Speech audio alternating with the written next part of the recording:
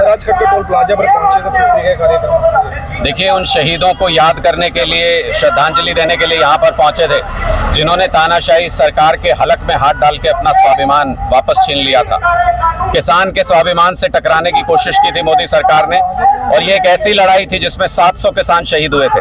हमारा तो सपना ये है कि किसी दिन ऐसी सरकार आए जो इन 700 के 700 किसानों के शहीद स्मारक बनाए और उनसे, इनकी कहानियों से आने वाली पीढ़ियां प्रेरणा ले सकें कि कैसे अगर अपने स्वाभिमान पे कोई चोट होती है तो उसके लिए किस हद तक टकरा करके उस स्वाभिमान को वापस छीना जा सकता है। हम सब यहाँ पर पहुंचे थे और मैं आज यहाँ सब लोगों से, जितने भी टोल कमेटी भी थे और किसान साथी भी थे, उनसे ये वचन देकर यहाँ से निकला हूँ कि इस लड़ाई में अगर कभी मेरी जरूरत पड़ी तो खून का एक एक कतरा बहाने को तैयार हैं। हम अपनी जान दे देंगे, लेकिन किसान के, धरती पुत्र के स्वाभिमान पे आंच नहीं आने देंगे। 3 राज्यों में भाजपा की सरकार बनी, किस तरीके से देखते हैं? देखिए, मुझे लगता है कि वो भारतीय जनता पार्टी की जीत से ज्यादा कांग्रेस पार्टी के खराब संगठन, खराब नेतृत्व की हार थी।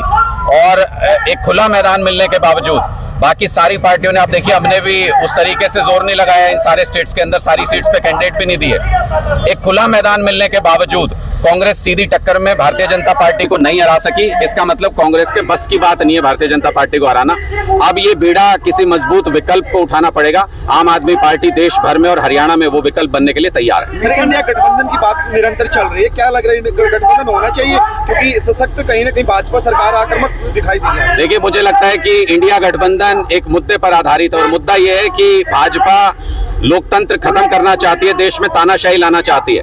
उसके लिए अगर लोकतंत्र को, संविधान को बचाने वाली सभी ताकतें एकजुट होकर के लड़ाई लड़ें तो इसमें कोई हर्ज नहीं है। लोकसभा चुनाव के लिए इस गठबंधन के ऊपर विचार किया जा रहा है। कमेटी की मीटिंग्स होंगी, सीट शेयरिंग कहां होगी, कहां नहीं होगी, कौन से दल साथ आएंगे, कौन से नहीं आएंगे, ये सब उन मीटिंग्स में फैसला होगा। ये भविष्य के गर्भ में है। इसलिए मुझे लगता है कि एक कॉन्सेप्ट के तौर पर ये बिल्कुल सही है कि एक तरफ लोकतंत्र विरोधी ताकतें तो एक तरफ लोकतंत्र की समर्थक ताकतों को होना चाहिए।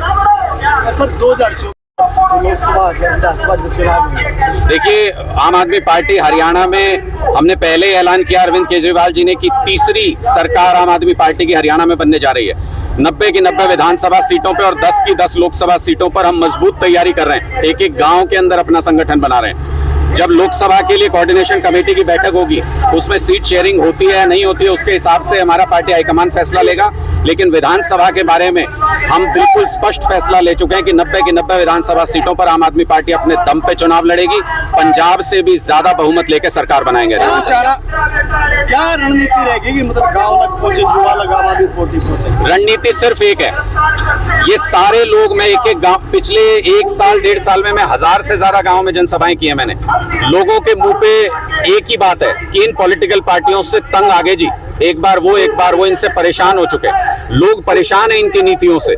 लोगों को मूलभूत सुविधाएं चाहिए, बिजली चाहिए, पानी चाहिए, स्कूल चाहिए, अस्पताल चाहिए, अपने बच्चों के लिए नौकरियां चाहिए, किसानों को अपनी फसल का दाम चाहिए, खाद चाहिए टाइम पे। ये सब बेसिक जरूरतें हैं। ये सारी चीजें जो सरकार दिला सके, लोग उसकी उम्मीद कर रहे हैं। हम वो सरकार बनेंगे, आम आदमी पार्टी की सरकार वो सरकार बनेगी। मैं तो लोगों से कहता हूँ, आम आदमी की सरकार है, अपनी सरकार खुद बनाओ, खुद चलाओ, अपने सारे काम खुद कराओ। सर, उचाना हॉट सीट है, जो हॉट सीट पर आप आए हैं, तो यहाँ पर क्या लगता है किसी दिग्गज कैंडिडेट को उतारेगी आम आदमी पार्टी? देखिए, आम आदमी पार्टी का अभी कहां से किसको उतारा जाएगा, वो सारी चीजें अभी भविष्य में हैं। हम उस पर बहुत रणनीतिक रूप से ग्राउंड पे चर्चा करके उसके बारे में फैसला करते हैं। लेकिन स्पष्ट है, हमारे बहुत सारे कार्यकर्ता मेहनत कर रहे हैं यहाँ पर। उन्हीं में से किसी एक आम परिवार, आम घर में से कोई बच्चा निकलेगा, कोई युवा निकलेगा और वो बड़े बड़े दिग्गजों को पटखनी दे देगा। यहाँ पे पंजाब का उदाहरण आप उठा के देख लीजिए, इतिहास में नाम दर्ज हो जाएंगे इन सारे दिग्गजों के जो अपने आप में सुरमा बने फिरते हैं। आम आदमी इस बार ऐसी चुनाव लड़ने जा रहा है हरियाणा के अंदर, इतना मजबूत चुनाव हरियाणा के अंदर लड़ने जा रहे हैं जैसा नाम दिल्ली में लड़ा होगा, ना पंजाब में। उससे 10 गुना ताकत से हरियाणा का चुनाव लड़ेंगे।